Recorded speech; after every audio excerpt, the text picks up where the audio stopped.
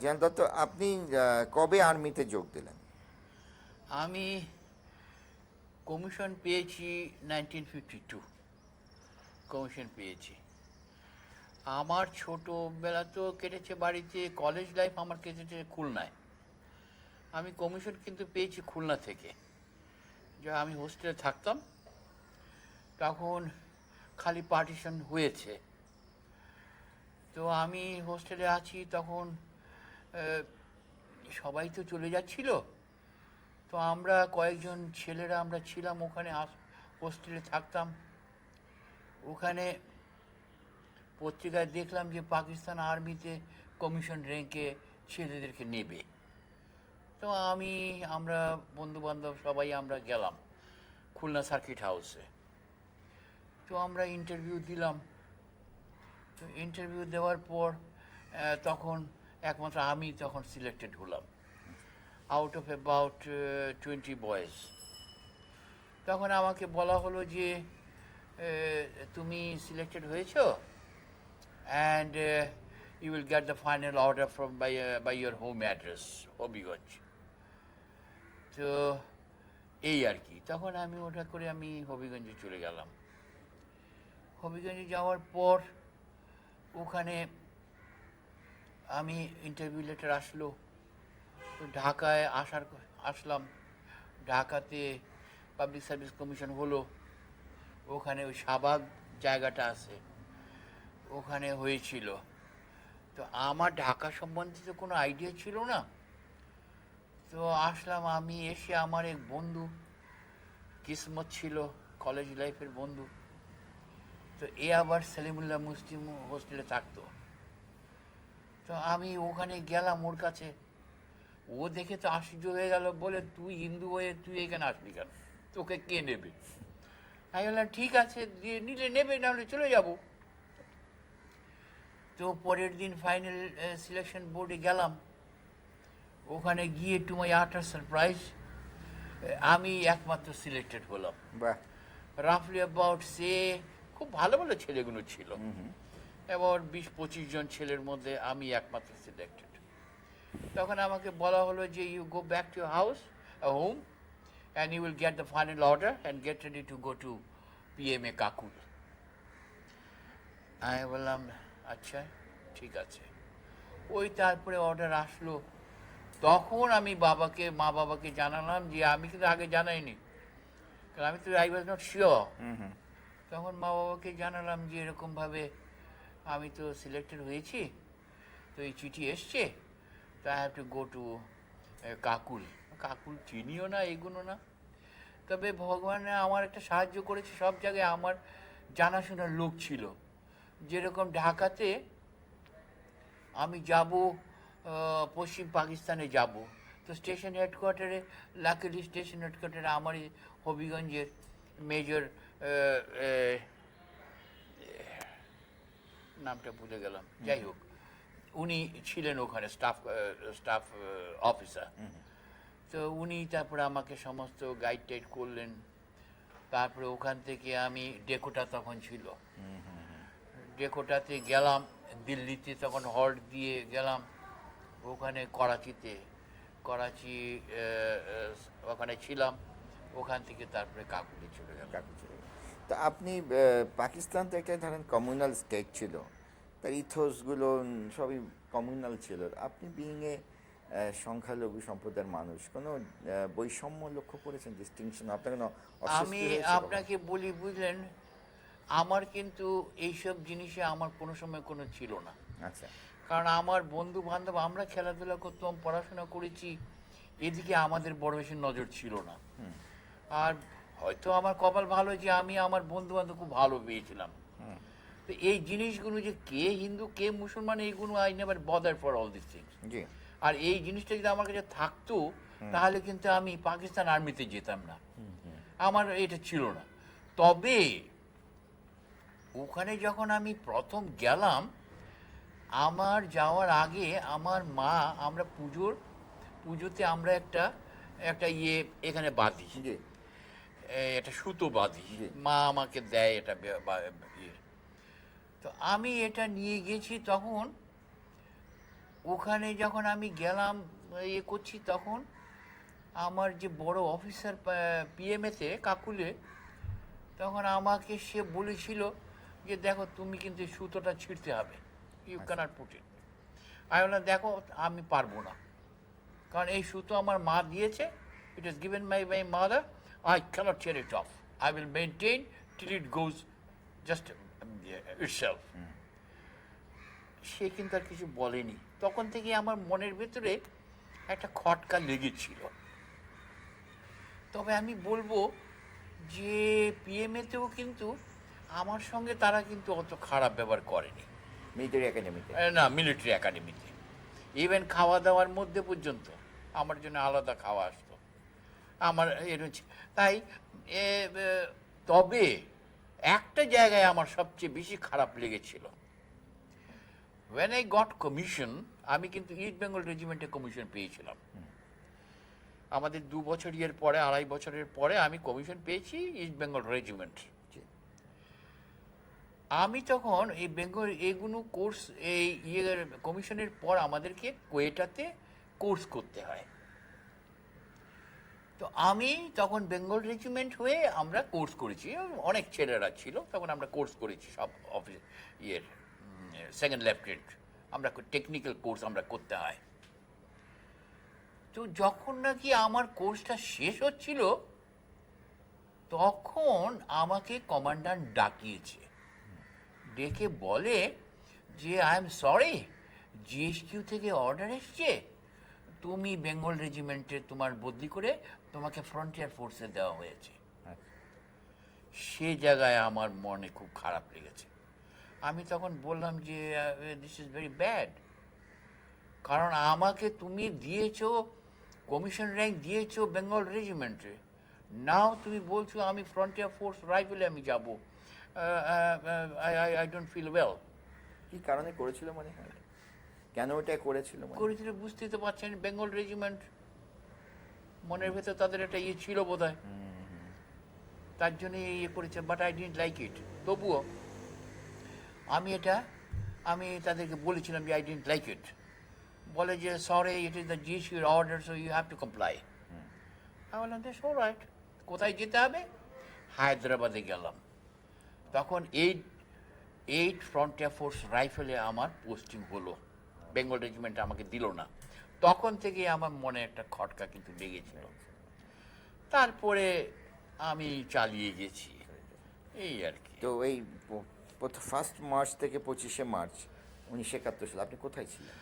আচ্ছা, এখানে আবার আমি কিন্তু প্রত্যেক 3 বছর পর পর আমি ছুটিতে আসতাম, কারণ যারা নাকি ইস্ট পাকিস্তানের যারা ছিল, তারা ওয়েস্ট পাকিস্তানে কাজ করলে ম্যাক্সিমাম 3 বছরে 3 মাস ছুটি পেত। আমি সেটাই সব সময় এভিল করতাম, 3 বছর পর 3 মাসের ছুটি। তো 71-এ জানুয়ারিতে আমি 3 মাসের ছেলে মেয়েদেরকে নিয়ে 3 মাসের ছুটিতে আমি বাংলাদেশে আসি, তদানীন্তন পূর্ব পাকিস্তানে। আমি কিন্তু পূর্ব পাকিস্তানের যে অবস্থা যে এত খারাপ আমি কিন্তু জানতাম না, পত্রিকায়ও আসতো না। আমার বেশিরভাগ চাকরি কিন্তু পশ্চিম পাকিস্তানে করেছি, তো অতটা আমরা জানতাম না। আমি পত্রিকায় আসতো না, আমার সঙ্গে এইসব ব্যাপার নিয়ে অনেকে কথাবার্তা বলতো না। I understand all this. তো আমিও চুপ মেরে থাকতাম। তো এতটা যে খারাপ হয়েছে সেটা কিন্তু আমি জানলাম যখন আমি বাংলাদেশে আসলাম। 1 জানুয়ারি 1971 আমি বাংলাদেশে আসি। বাংলাদেশে আসলাম, এসে তারপরে তো আমার বন্ধু বান্ধবের সঙ্গে কথাবার্তা বলছি।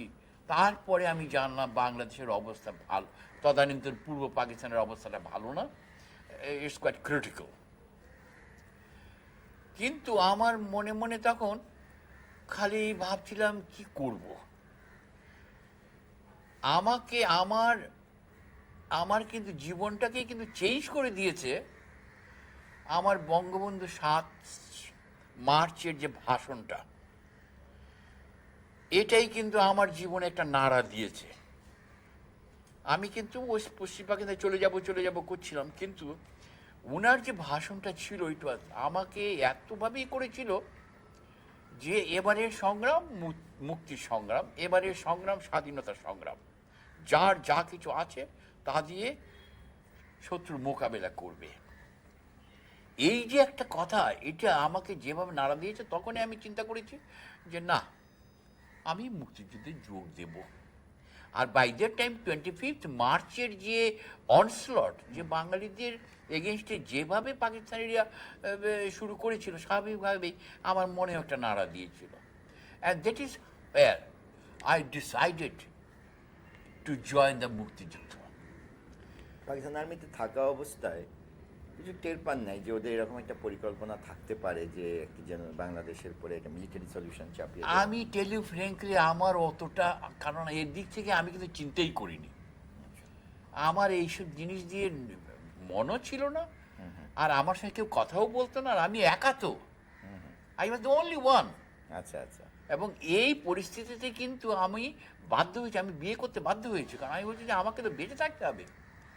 এই পরিস্থিতি, তার জন্য আমি বিয়ে করেছি। বিয়ে করে ভাবলাম যে আচ্ছা ঠিক আছে, ওয়াইফও আসবেন এবং ওর সঙ্গে মনের একটা ইয়ে হবে। This is how I got relief after my marriage, যে এর জন্যই হয়েছে। বাইরে থেকে কেউ তো আমাকে বলতো না তো এটা। তারপর কি করলেন 25 মার্চের পরে? আচ্ছা, মার্চে ইয়ে করে তারপরে আমি ডিসাইড করলাম। তখন আপনার আমার জেনারেল রব আর মানিক চৌধুরী, এরা হবিগঞ্জের, এ আওয়ামী লীগ করতো। এরা ছিল তখন 25 মার্চে, ওরা ছিল ঢাকাতে। ওরা তখন আসলো 26-এ, আর এই সব দেখেছে তারা। দেখে টেকে আসার সময় তারা রাস্তায় তারা ব্যারিকেড পর্যন্ত বানাবার জন্যে গ্রামের লোকদেরকে বলেছে। মানে এইটা আমি একটু পরে বলছি আমার নেরেশনে, যে জনগণের যে কি সাপোর্ট ছিল, you just can't think of. এটা আমরা নিজের চোখে দেখা। এই তখন আমাকে 26শে মার্চ সকালে আমাকে তিনি ডাকলেন। ছেলেরা আসলো, বলে যে দাদা এরকমভাবে আমার জেনারেল সাহেব ডাকছেন। তখন তো উনি মেজর ছিলেন, রব সাহেব, মেজর রব, এখন জেনারেল রব আর মানিক চৌধুরী ডাকছেন ওনার বাসায়। ওনার বাসা আমার পাশের বাসা। তখন আমি উনাকে বললাম ঠিক আছে আমি আসছি। ওই তখন উনি বলেছেন সমস্ত, যে ওনার সঙ্গে বঙ্গবন্ধুর কথাবার্তা হয়েছে এবং যার যা কিছু আছে তা দিয়েই তারা শত্রু মোকাবিলা করবে এবং সিলেটকে জয় করতে হবে, শত্রু মুক্ত করতে হবে। আমাকে ডাকলেন, আমি গেলাম। আর বাইরে আপনার ট্রাক বাস ওয়েট করছে। আমাকে দেখে সবাই জয় বাংলা ধ্বনি করলো। আমি ওনার ড্রয়িং রুমে গেলাম, লোক ভর্তি। এরা ছিল আপনার, উনি আগে থেকেই এই যারা আনসার, মুজাহেদ, আর্মির লোক, তারপরে ইপিআরের লোক, নেভি, এয়ারফোর্স, যারা নাকি ছুটিতে কাটাচ্ছিল, এদের সব এক জায়গায় করেছেন। এক জায়গায় করে তারপরে ওনার ইয়ে হলো যে আমরা সিলেট জয় করব। তখন উনি সবাইকে ইয়ে করে দিলেন। তারপর উনি বললেন যে এই ব্যাপার, আমরা ইনস্ট্রাকশন পেয়েছি যে আমরা সিলেটকে পাকিস্তান থেকে শত্রুমুক্ত করব, আজকে বিকেলেই আমরা যাব। আমি তখন বিশেষ করে মনে তো চাইছিল, আমি কারো কোনো অনুমতি নিইনি। আমি বললাম ঠিক আছে দাদা আমি আছি, জাস্ট এসে গেছে স্পন্টেনাস, আই এম উইথ ইউ। আমাকে তখন এই যুদ্ধের সমস্ত দায় দায়িত্ব আমাকে দেওয়া হয়েছে। তারপর বিকেল আসলো, বিকেল আমরা চললাম। বিশেষ করে রাস্তাতে ব্যারিকেড যে বানিয়েছে জনসাধারণ, ময় রাস্তা কেটেছে কয়েক ঘন্টার মধ্যে। তারপরে যাই হোক, এইভাবে করে আমরা তখন আমাদের প্রথম আমি ইয়ে করলাম যে যাব রশিদপুর টি গার্ডেনে, ওখানে রাতটা থাকবো, রাতটা থেকে তারপরে এগিয়ে যাব। এখানে একটা কথা বলি, যে জিয়া যে বলে যে জিয়া বলেছে আর এইগুলো হয়েছে, ইট ইজ নট দ্যাট। আমরা কিন্তু 26শে মার্চ বিকেলেই কিন্তু আমরা শুরু করে দিয়েছি আমাদের ইয়ে যাত্রা, এই সিলেট জয়। এটা খালি আমি না, সারা বাংলাদেশেই যে যেভাবে পেরেছে তারা কিন্তু সে তরফ থেকে তারা পাকিস্তানের বিরুদ্ধে যুদ্ধ করতে শুরু করে দিয়েছে। যেরকম সিলেটে শুরু করেছে গাজী সাহেব, তারপরে মৌলভীবাজার করেছে, এরকম দিনাজপুর, বরিশাল সব জায়গায় হয়ে গেছিল, যদিও it was not a coordinated effort, জি তবে আরম্ভ করে দিয়েছিল। তাই সব বলে যে জিয়ার অর্ডারে হয়েছে, জিয়ার ঘোষণা, আমার মনে হয়, আমি অন্তত মানি না। আমি সবার সময় বলেছি ইট ইজ নট দ্যাট। তবে পরেও সে সাহায্য করেছে, নো ডাউট।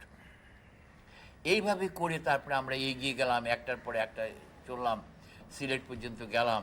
তারপরে আস্তে আস্তে আমরা এই আপনার বাহিনী কারা ছিল? আমার বাহিনী ছিল আপনার এই যে প্রথম তো ছিল ইয়েরা, এই রিটায়ার্ড কিংবা যারা ছুটিতে এসেছিল, আর্মি, নেভি, এয়ারফোর্স, তারপরে আপনার ইপিআরের লোক, পুলিশের লোক, এদেরকে দিয়ে করা হয়েছে। পরে আমার ইয়ে হলো যে যখন নাকি আমি বললাম যে দাদাকে বললাম যে আমার তো আরও দরকার, কারণ মৌলভীবাজার আমি হেডকোয়ার্টার বানিয়েছি, আমি বললাম যে আমার আরও লোক দরকার, তারপরে হাতিয়ার দরকার, এই 303 রাইফেল হাতিয়ার দিতে তো পারবো না। ইনি করেছিলেন ওই যে আমাদের সাব ডিভিশন এবার ডিস্ট্রিক্টে আছে না, কোতোয়ালিতে কোতোয়ালি যে হাতিয়ার রাইফেলটা। থাকে, কোতোয়ালি। ওগুলো কালেক্ট করে তারপরে করেছেন, আর 5 রাউন্ড রাইফেল গুলি।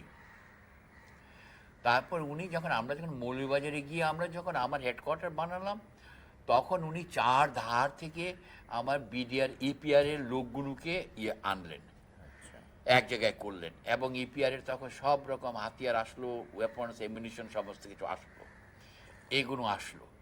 এসে তারপরে আমার রাফলি আমার স্ট্রেংথ কোয়াইট টলারেবল স্ট্রেংথ হয়ে গেছে, অ্যাবাউট 450-450 মতো, ভালো tolerable strength with weapons and ammunition. তো এগুলো করে আমরা ইয়ে করেছি। তখন আমার কাছে কিন্তু ইন্ডিয়ান আর্মি আসেনি, তবে আমাকে ওরা বলছিল যে তোমার কোনো কিছু দরকার হলে আমাদেরকে ডাকবে, আমরা সাহায্য করব। আমার তখন ভয়ে আমি আর করিনি, কারণ কে না কে কী হবে, তবে ওরা বলেছিল এবং সাহায্য দিয়েছিল। এইভাবে করে আমরা এগিয়ে গেছি। সিলেট তো জয় করতে পারিনি, কারণ 10th এপ্রিল তখন পাকিস্তান তখন আপনার এই শালুটিকর এয়ারপোর্ট পুরোটা একেবারে আপনার তারা একেবারে সাজসজ্জ করেছে, যুদ্ধের ইয়ে দিয়ে আমাদের উপরে আক্রমণ করেছে। আমরা সাহায্য ইয়ে করতে পারিনি, তখন আমরা পিছিয়ে গেলাম।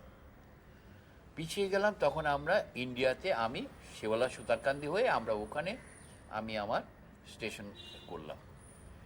বাই দ্যাট টাইম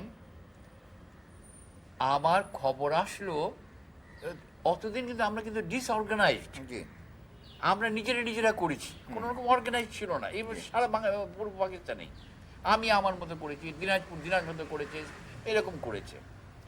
কিন্তু আপনার এই মেতে জানুয়ারি, ফেব্রুয়ারি, মার্চ এরকম ইয়েতে তখন শুনলাম ওসমানী সাহেব এসছেন, এবং general Osmani took over the lead. উনি মুক্তিযোদ্ধাদের সর্বাধিনায়ক হলেন। আগে পরিচয় ছিল আপনার ওসমানী সাহেবের সঙ্গে? হ্যাঁ, তা অত ভালো ছিল না, তবে নামটাম শুনেছি। এবং উনার কন্ট্রিবিউশন, দুর্দান্ত কন্ট্রিবিউশন জেনারেল ওসমানের। বেঙ্গল রেজিমেন্ট দাঁড় করাবার পেছনে কিন্তু জেনারেল ওসমানী, এটা বলতেই হবে।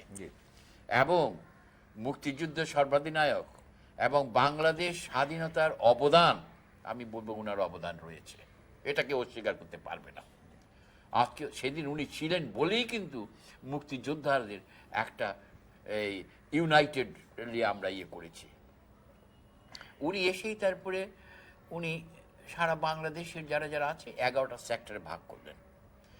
11টা সেক্টরে ভাগ করে আমার প্রত্যেকটা সেক্টর কমান্ডার দিলেন। আমাকে দিলেন 4 নম্বর সিলেট সেক্টর। শুরু থেকে শেষ পর্যন্ত, স্বাধীন হওয়া পর্যন্ত আমি ছিলাম 4 নম্বর সেক্টরে। এমনি 1 নম্বর সেক্টর, 2 নম্বর সেক্টর, এইভাবে জায়গাগুলো বেটে দিয়েছিলেন, আর সেক্টর কমান্ডারও দিয়েছিলেন। প্রত্যেকে তারা ইয়ে হয়েছিল। তখন কোঅর্ডিনেটেড দেখতেছি।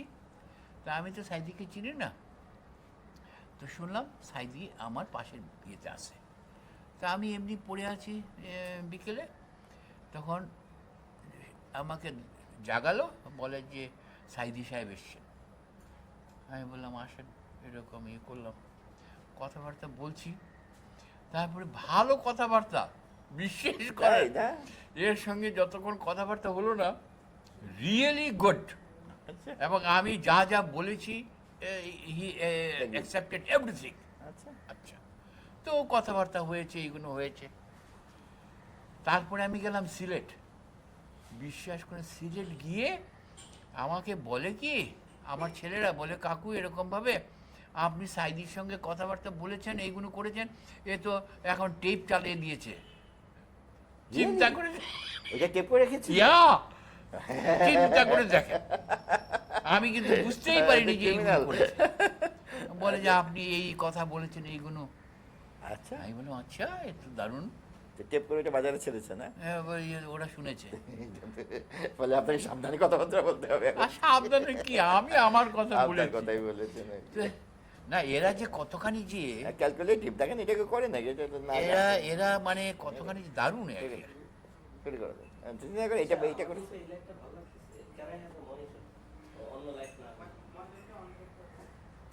না, না, এটা- হ্যাঁ হ্যাঁ এটা একটা হ্যাঁ হ্যাঁ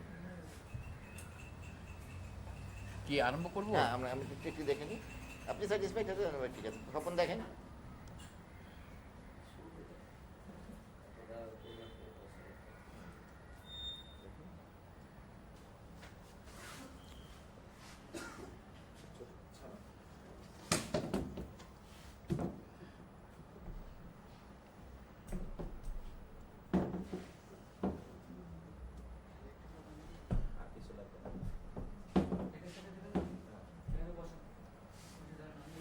না না ঠিক না না সেটা সেটা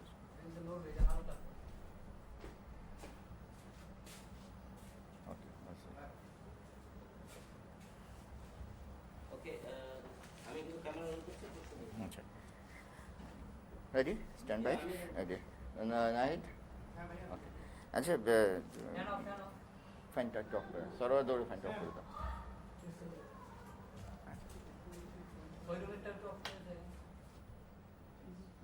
আচ্ছা আপনার বিবেচনায় যে আপনার সেক্টরে আপনার ক নম্বর সেক্টর ছিল 4 নম্বর। 4 নম্বর সেক্টর 4 নম্বর সেক্টরে আপনার বিবেচনায় কি কি বড় গুরুত্বপূর্ণ অপারেশন হয়েছিল বা মিলিটারিলি ইম্পর্টেন্ট কি কি যুদ্ধ ছিল আমার তো অনেকগুলো অপারেশনই হয়েছে, তবে আমি একটা বড় অপারেশনের কথা বলবো। প্লিজ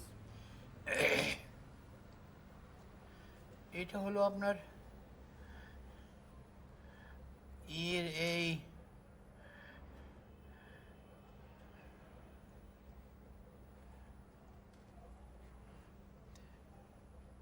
একটা তো হলো লাঠি টিলার অপারেশন। লাঠি টেলা লাঠি টিলার অপারেশনটা হলো যে এই জায়গায় কিন্তু আপনার ডালিম, এ কিন্তু আমার সেক্টরে ছিল। মেজর ডালিম পরে হলো মেজর ডালিম, এ অত্যন্ত ডিয়ারিং অফিসার। এটা পাকিস্তান থেকে আসলো, এসে তারপরে আমার এখানে আসলো, এসে তারপরে he is a artillery officer. তারপরে লাঠি টিলার উঁচু জায়গা পাকিস্তানিরা ওটা অকুপাই করেছে। তো আমরা এই জায়গাটা যদি আমি দখল না করি, তাহলে আমরা জুড়ি হয়ে সিলেটের দিকে যেতে পারি না। আচ্ছা তখন তখন ছিল, বলে ঠিক আছে আমি আর্টিলারি ফায়ার দেবো। আর্টিলারি তো কোত্থেকে, এটাতে কিন্তু আমাকে ভারতীয়রা সাহায্য করেছে। ও ডাইরেক্ট করতো উপরে বসে, গাছের উপরে দাঁড়িয়ে। আর লাঠি টিলাটায় ওখানে ছিল প্রায় পাকিস্তানিদের প্রায় 1 প্লেটুন ছিল আচ্ছা পাকিস্তানি, উঁচু জায়গায়। এবং এদেরকে আমি যদি শেষ না করতে পারি, তাহলে আমি এগিয়ে যেতে পারি না, জুড়ি হয়ে সিলেট যেতে পারি না। তখন গাছের উপরে দাঁড়িয়ে এই আপনার আর্টিলারি ফায়ারগুলো করলো, ডাইরেকশন দিল, সঙ্গে সঙ্গে আমাদের সঙ্গে এদের যুদ্ধ হলো। বেশ কিছুক্ষণ পর হঠাৎ আমি দেখলাম গাছ থেকে পড়ে গেছে, ডালিম ডালিম পড়ে গেছে, মানে এখানে ডাইরেক্ট শট এর উপরে ইয়ে হয়েছে, হয়েছে, গুলিবিদ্ধ হয়েছে। যাই হোক, তারপরে তো ওকে হাসপাতালে নেওয়া হলো, ওকে ইয়ে করা হলো। বাই দ্যাট টাইম আমরা পাকিস্তানিরাও, ওরাও ওখান থেকে পেছনে হেঁটে চলে আসে, ভয়ে ইয়ে করে ওরা ইয়ে করে চলে গেছে। তখন আমরা এই জায়গাটা, লাঠিটিলা জায়গাটা আমরা দখল এটা কোন করলাম। মাসের দিকে? এটা হয়েছিল আপনার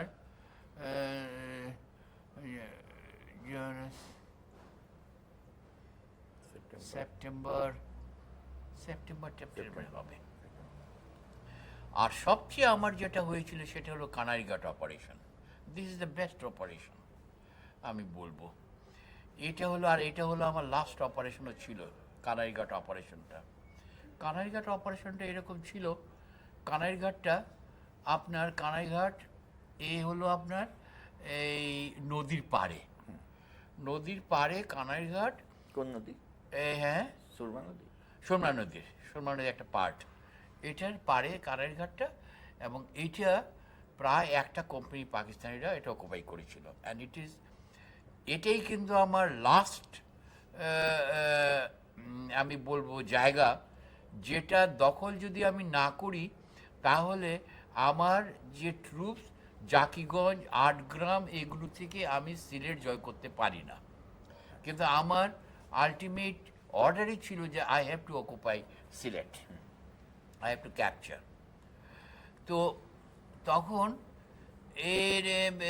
কি করব, তখন সমস্ত আমার যারা যেখানে ছিল, আমার আমলসিদের, তারপরে আপনার এই আরও যে জায়গায় ছিল ভাড়াপুঞ্জি, সবাইকে আমি এক জায়গায় করলাম। এক জায়গায় করে আমি একটা জায়গায় এনে তারপরে কানাইঘাটের অপারেশনের জন্য আমি তৈরি করলাম। কানাইঘাট অপারেশনটা আমার হয়েছিল, সেটা আপনার ধরেন প্রায় ডিসেম্বর 2nd 3rd এরকম, ডিসেম্বর এরকমই হবে বোধহয়। আর এটাতে পাকিস্তানিরা যেরকম মারা গিয়েছিল, আমাদেরও 11 জনের মতো মারা গিয়েছিল, শহীদ হয়েছিল। আর এটা করতে পরে তো আমরা এটা দখল করলাম। তখন আমাকে এই দখল করার পর আমি ওসমানী সাহেবকে জানালাম, ওনারা আসলেন, ওনারা এসে তারপরে আমাকে কনগ্রেচুলেশন দিলেন। এবং এটার পরেই আমরা এই কানাইঘাট অপারেশনের পরেই কিন্তু আমরা সিলেট জয় করা আমার জন্য অনেক সোজা হয়ে গেছিল।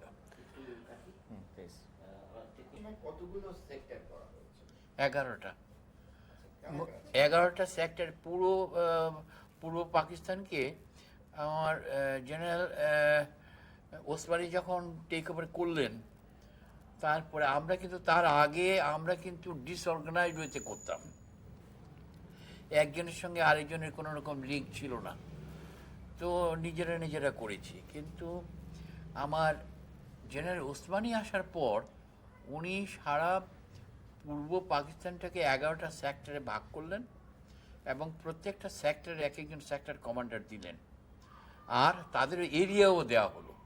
যেরকম আমাকে দেওয়া হয়েছিল 4 নম্বর সিলেট সেক্টর, এবং আমার কাজ ছিল যে চা বাগানগুলোকে ধ্বংস করে দেওয়া এবং চা বাগান থেকে কোনো রকম যেন এক্সপোর্ট চা যেন না করতে পারে পাকিস্তানিরা। This is what. আর আস্তে আস্তে অক্টোবরের পর থেকে বলা হলো, আমরা তো হিট অ্যান্ড রান প্রথম শুরু করেছি অপারেশন, কিন্তু অক্টোবরের পর থেকে, সেপ্টেম্বর অক্টোবর পর থেকে ওনারা বললেন এখন থেকে বাংলাদেশের মধ্যে যুদ্ধ হবে এবং জায়গা দখল করতে হবে। তখনই শুরু হয়ে গেল আমাদের এগিয়ে যাওয়ার ইয়ে। আপনার এই গোটা যুদ্ধের সময় কোনো বিশেষ কোনো ঘটনা খুব মনে দাগ কেটেছে, এরকম মনে পড়ে? আমার ঘটনা,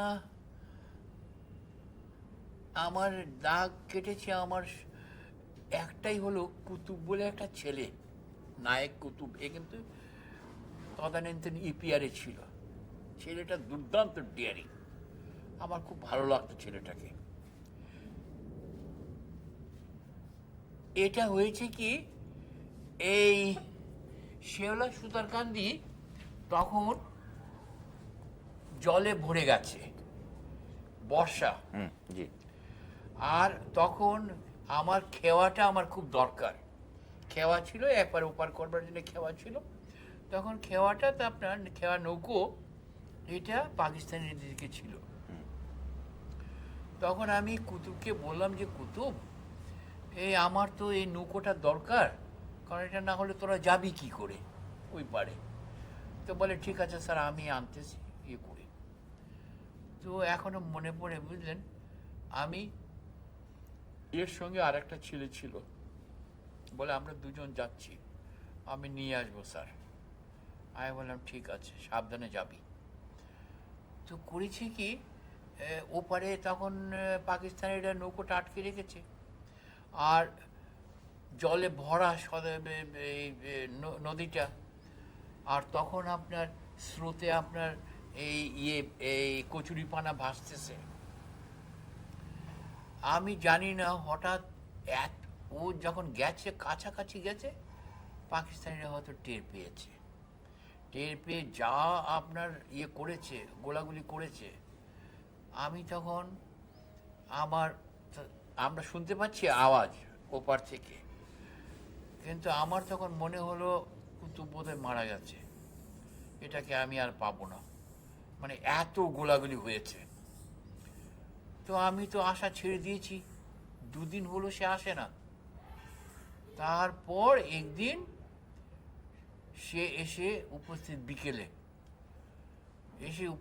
এসেই আমার পায়ে ধরেছে, বলে স্যার এবার বড় বেঁচে গেছি, না হলে আমি মারা পড়তাম। এই কচুরিপানা করে অনেক দূরে চলে গেছিলাম, তার জন্যে আমি বেঁচে এসেছি। আমি ওনার নে ভগবান করুক, তুই বেঁচে এসেছিস, ভালো।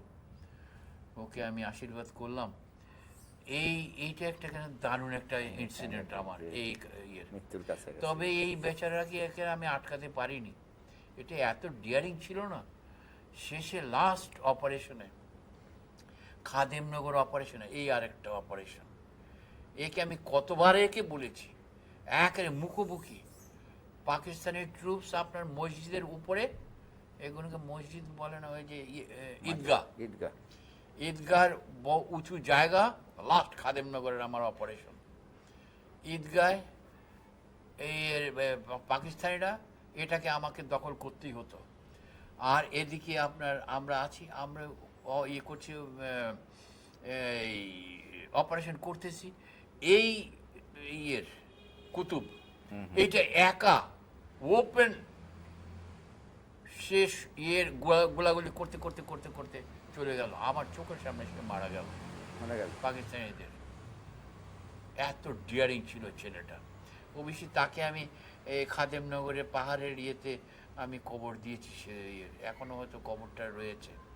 দিস ইজ হোয়াট এর জন্য আমার এখনো মনে হয় use to B the Gallant freedom fighter, Gallant. তাকে আমি দিয়েছি, বোধহয় সে বোধহয় বীর প্রতীক কিংবা এরকম একটা কিছু পেয়েছে বোধহয়।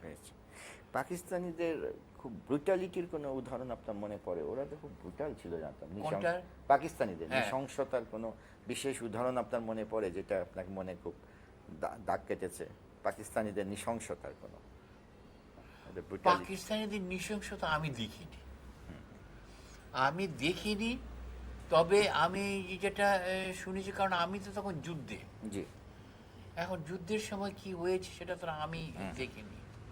এমনি তো তারা যেভাবে মেরেছে এটা তো বোঝাই যায়। আর আমরা তো একেবারে লাস্টের দিকে গেছি, তো তখন এদের যে নৃশংসতা, তবে দাদার মুখে তো আমি শুনেছি, আমার আমার জেনারেল রব যখন এসে যখন বললেন, এই আপনার যখন ঢাকার বুকে যে কিরকম নৃশংসযোগ্য হত্যাযোগ্য করেছে, টর্চার করেছেন, তো উনি বলেছেন। This is what I hard only, এমনি দেখিনি। দেখেন, আপনার নিজের পরিবার কোথায় ছিল 71 সালে? আমার নিজের পরিবার আমরা ছিলাম হবিগঞ্জে। হবিগঞ্জে তখন আমি তো অপারেশন করছি, তখন আমি তাদেরকে বলেছি, ইভেন হবিগঞ্জটাকেও আমি কিন্তু করেছিলাম, যে আমি বলেছিলাম যে আমার ওখানে শাহবাজপুর বলে একটা জায়গা আছে ব্রাহ্মণবাড়িয়ার ওখানে, আমি বলেছি যে শাহবাজপুরের ব্রিজ আমি যেদিন ভাঙবো সেদিন কিন্তু তোমরা ক্রস করে যাবে, কারণ পাকিস্তানের আসতেছিল ওই দিক থেকে। আচ্ছা। তো এইটার এই আমার ছেলে মেয়েরা হবিগঞ্জে ছিল, এবং খালি আমার ছেলে মেয়েদেরকে না, পুরো হবিগঞ্জ শহরের যারাই ছিল, এটাই অর্ডার ছিল যে যখন আমরা এই শাহবাজপুরের ব্রিজটাকে ভাঙবো তখন তোমরা বর্ডার ক্রস করে চলে যাবে। এটা বর্ডারটার নামটা কি জানি, ভুলে যাচ্ছি, শায়েস্তাগঞ্জের কাছে, শায়েস্তাগঞ্জের কাছে এটা বর্ডারটা ক্রস করবে। যখন ইয়ে করেছে আমি খবর দিয়ে দিয়েছি এবং দে ক্রস, খালি আমার না, হবিগঞ্জে প্রায় সব সব চলে গেছে। অ্যাবাউট 70% ভ্যাকেটেড হবিগঞ্জ। শরণার্থীদের জীবনের কোনো ইয়ে দেখেছেন, কোনো কোনো কেমন কিছু ঘটনা যেটা আপনার মনে দাগ কেটেছে? কার? শরণার্থীদের, রিফিউজিদের, বা যাওয়া বা শরণার্থীদের তো আমি যখন অপারেশন করেছি তখন তো আমার সামনে দিয়ে তো শরণার্থীরা গেল, জি এবং আমরা যতখানি পারি তাদেরকে প্রোটেকশন আমরা দিয়েছি। এবং শরণার্থী শিবিরে আমরা, এটা আমি বলবো বুঝলেন, শরণার্থীদেরকে যে যাই বলুক, ইন্ডিয়া লুকড আফটার দেম, এটা আপনাকে বলতে হবে। খাওয়া দাওয়া, রেশন টেশন সমস্ত কিছু আমি অন্তত যখনই আমি দেখেছি, তে লুকড আফটার। শরণার্থীর উপর সবার সময় চেয়েছিল বাড়ি ফেরত যাবে, আমার তাদের নিজের বাড়িতে ফেরত যাবে, এটা তো বলছিল, এবং কবে যুদ্ধ শেষ হচ্ছে এগুলো তো বলছিল। তবে ইন্ডিয়া লুকড আফটার, কারণ দেখেছেন যুদ্ধ চলার ভারতের অবদান আমি বলবো বাংলাদেশের স্বাধীনতায়, এটা ঠিকই অস্বীকার করতে পারবে না কেউ। হ্যাঁ, সে তো বটে। বেশ কয়েক হাজার ভারতীয় সৈন্য তো মারা গেছে বাংলাদেশ স্বাধীনতার জন্য। অ্যাবাউট 20,000 ভারতীয় সৈন্য বাংলাদেশের মাটিতে এখনো রয়েছে। এমনকি আমি আপনাকে বলি বুঝলেন, আমি যখন লিবারেশন যখন হলো, এই বেঙ্গল রেজিমেন্ট, আমি তখন আর্মি হেডকোয়ার্টারে বোধহয়, বেঙ্গল রেজিমেন্টে তখন ইন্ডিয়ার এক মা বাবা আসলেন, এসে তারপর উনি বললেন যে আমার ছেলে এখানে মারা গেছেন। এটা ঠিক এই বেঙ্গল রেজিমেন্ট এই পাশেই ছিল ক্যান্টনমেন্টের। তো আমি নিয়ে গেছিলাম, এই জায়গায় ওর ছেলে মারা গেছিল ইয়েতে, ওই ডেড বডি পাইনি, ইয়ে কয়নি, বাট ইট ইজ দ্যাট এখানে মারা গেছে। হয়েছে। আচ্ছা, দেশের মধ্যে আপনার এলাকায় যখন এখানে যুদ্ধ করেছেন, এই রাজাকার বা উগ্র সাম্প্রদায়িক যেসব শক্তিগুলো ছিল, পাকিস্তানের দালাল যারা, এদের কোনো কর্মকাণ্ড কেমন ছিল বা কোনো নৃশংসতা আপনার মনে পড়ে কি? আমি কিন্তু সেই সুযোগটাই আমার হয়নি কিন্তু, কারণ হয়েছে কি, আমি তো ছিলাম পাকিস্তানে, জি পাকিস্তান থেকে আসলাম, জি এসেই তারপরে তো আমি জয়েন করলাম মুক্তিযুদ্ধে, জি আমি চলে গেলাম আমার জায়গায়, আমি যুদ্ধ করছি। তাই এই জিনিসগুলো কিন্তু আমার দেখার না, হয়নি, সুযোগ হয়নি। সুযোগ হয়নি আমার, তবে খবর তো আমি পেয়েছি। তবে একটা কথা আমি বলবো, আমার একটা জিনিস দেখেন, যে আমার যে বাঙালি যে এরা গরিব, কিন্তু তারা যে আমার সঙ্গে আমার দিকে যে এত লুক আফটার করেছে। একটা স্টেজ আমি দিই, রাত্রে আমি আসছি, আমরা অ্যাডভান্স করছি, রাত্রে তখন প্রায় 1:30 বাজে, পাকিস্তানিদেরকে শেষ করে আমরা এগুচ্ছি, তখন রাত্রে আমার রেস্ট দরকার। তখন আমি করলাম কি, তখন একটা বাড়ি ছিল, গরিব বেচারারা, এর গরু ছিল আর মুরগি টুকি ছিল, এগুলো ছিল, আর দুটো বোধহয় ছোট ছেলে মেয়ে আর হাজব্যান্ড ওয়াইফ। তো ওখানে আমি গেছি, তখন আমার খাওয়ার দরকার, আমরা খাবো, আমাদের কাছে নাই কিছু, এদের কাছে বোধহয় ডিম টিম ছিল, এইগুলো করে রান্না করে দিয়েছে এক। দ্বিতীয় হলো, তাদের ঘর নাই, একটা ঘর, এই ঘরটাই আমাদের জন্য ছেড়ে দিয়েছে, আর এই ল্যাপ টেপ দিয়েছে নোংরা, তারপরে ল্যাপও তো নাই, ঠান্ডা শীতের দিন তো, ডিসেম্বরের শীতের দিন, এই ইয়ে আছে না, বন আছে না, এগুলো কি বলে, খড়, হ্যাঁ খড়, খড়। হ্যাঁ, এইগুলো আমার শরীরের উপরে দিয়ে তারপর আমরা ঘুমিয়েছি। এইভাবে, তবু তো তারা দেখা কিরকম ভাবে দেখা যায়, তাদের সমস্ত ঘরটা ছেড়ে দিয়েছে আমাদের জন্য। ক্যান ইউ বেট ইট? দারুণ যাকে বলে আর কি। যে প্লেনটা যাক, এক সেকেন্ড।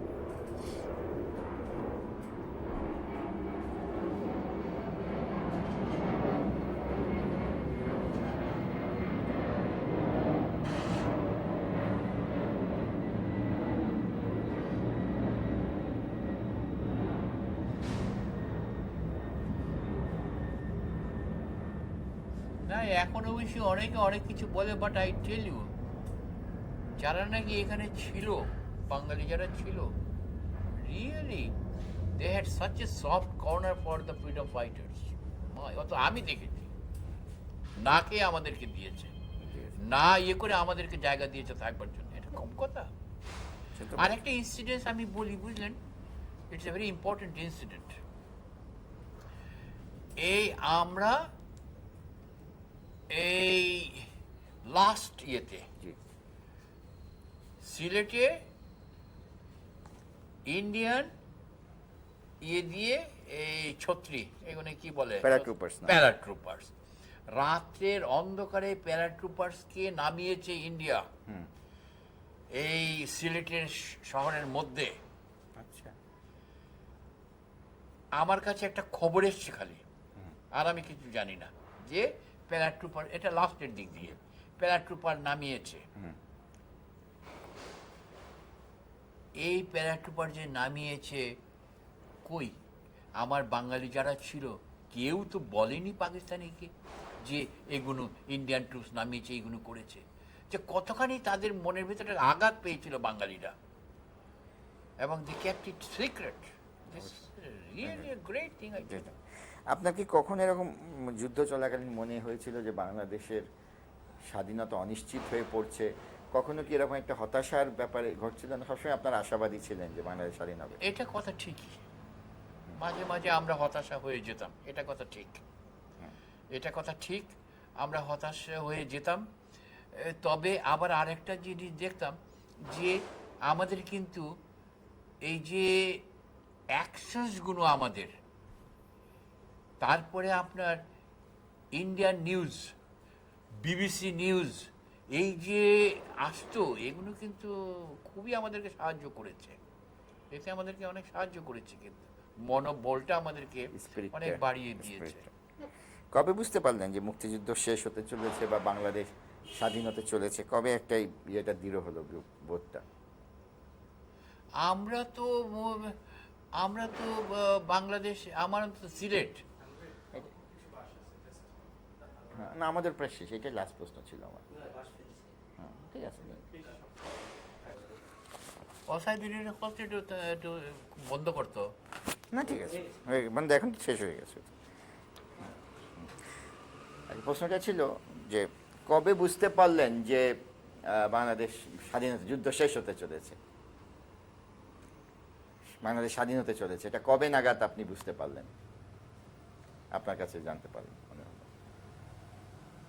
আমি কিন্তু এরকম বুঝতে পারিনি। বুঝতে পারেন?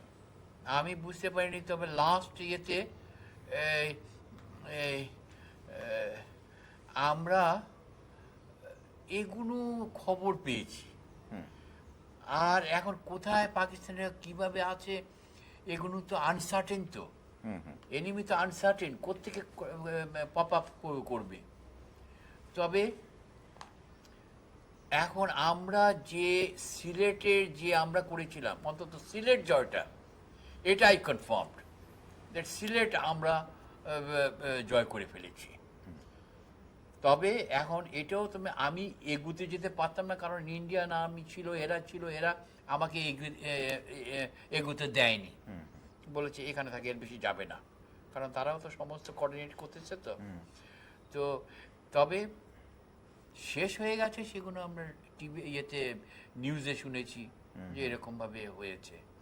তবে একেবারে যে সিলেট যে যুদ্ধ শেষ হয়ে গেছে, সেটা এটা পরে জেনেছি। সিলেট কবে কবে দখল করলেন আপনারা? সিলেট আমরা দখল তো আমরা করেছি 15 তারিখে করে ফেলেছি, আচ্ছা, কিন্তু এমনি আমার হয়েছে 17 তারিখ। যেহেতু সারেন্ডার করেনি কিছু, সারেন্ডার করেন, কারণ বিভিন্ন জায়গা থেকে আসতেছে তো এগুলো এসে তারপরে এই এয়ারপোর্টে ওরা এক জায়গায় হয়েছে। এগুলো কিন্তু কোঅর্ডিনেট করেছে, কিন্তু ইন্ডিয়ান আর্মি কোঅর্ডিনেট করেছে। তাই এরা যখন কোঅর্ডিনেট করলো, সবাই যখন এক জায়গায় হলো তখন সো আমার বিভিন্ন জায়গা থেকে এসছে, তো তার জন্যই সব জায়গায় এসে আপনার এয়ারপোর্টে এক জায়গায় হতে ওরা 17 তারিখ করেছে। তা আমার আর প্রশ্ন করা নেই জেনারেল দত্ত। এখন আপনার যদি কিছু মনে হয় বলা গেলে বলতে পারেন আর কি, তাহলে then we না, can- thank you very much. আপনারা যে এত কষ্ট করে যে আমার কাছে এসছেন, এটা যে আপনারা নিয়েছেন, this is what you know, I am grateful to you না না and I আপনারা- thank you all and to your troops. না না আপনি ভালো যুদ্ধ থাকেন করে দেশ আপনারা, স্বাধীন খুব করেছেন, করেছেন। আর আমরা একটু করতে পারবো না। অনেক করেছেন, থ্যাংক ইউ, থ্যাংক ইউ। তাহলে ভালো শেষ ইন্টারভিউ হলো? হয়েছে, ভালো, খুব সুন্দর, হ্যাঁ, আচ্ছা। টু দি পয়েন্ট হয়েছে, কোনো বাড়তি কথা নাই, ভালো আচ্ছা, তাহলে এখন একটুখানি এগুলো করার, একটু চাটা খাওয়া একটু দেখি। ঝামেলা করেন।